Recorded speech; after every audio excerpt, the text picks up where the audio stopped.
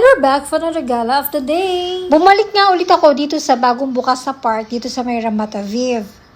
Hindi ko kasi ito na-videoan dati kasi nung pumunta ako dito, lobat ng cellphone ko. So, sabi ko picture-picture lang din. Saka na lang ulit ako babalik para mag-video. Mainit nga yung panahon dyan, pero yung hangin medyo chilly. Kaya nagbabalance yung temperature. Kaya naman, okay na okay pa rin na gumala kahit ganitong tirik. Kasama ko nga pala dyan si Ate Sally kasi yung workplace niya is napakalapit lang sa lugar na yan.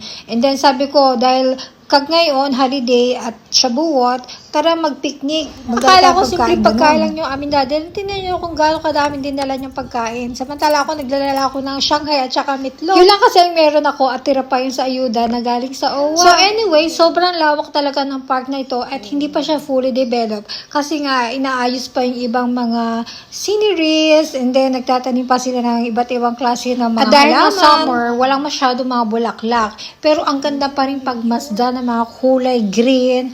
Tingnan nyo naman nature na nature talaga. Alam nyo ba dapat kapag ka nasa tropical country ka, kagaya ng Pilipinas, mas dadamihan dapat natin yung mga puno. Kasi yung mga puno, sumisip-sip sila ng init and then maglalabas sila ng malamig na temperature. Kaya ganito kalamig dito sa lugar na to kasi nga sa dami ng puno at halaman, kaya nafe-feel mo talaga na malamig ang panahon. Nakakasadlang talaga na panoodin yung mga ang dami nagpuputol ng puno.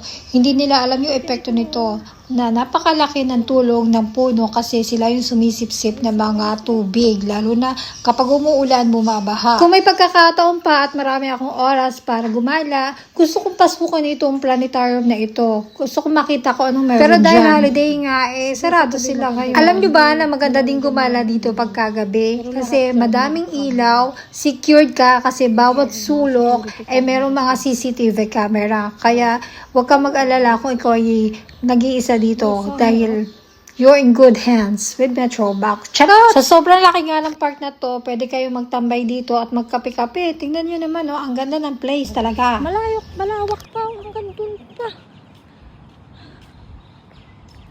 Ito, narating ko na ito. Ganda. Bibe. Nawala rin 3 bibe. Puro ano na lang to. May 3 bibe. Ako, nakita. Ayan ang fish. Fish. Oh, may koi.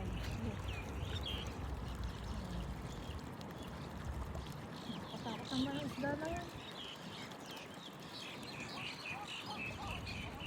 Kwak. Ang dami na rin tao nakakapansin ng bagong park na to. So ito nga yung oil press na nag-videoan ko dati. Yan. Pero pumunta tayo dito sa taas kasi hindi ko pa ito narating yung taas. Wala na pala. So hanggang nun lang siya. Pero may daanan pa. Kasi hindi pa siguro nabubuksan. So, bilang muna siguro. Pero ang lawak nito, promise. Woo! Init!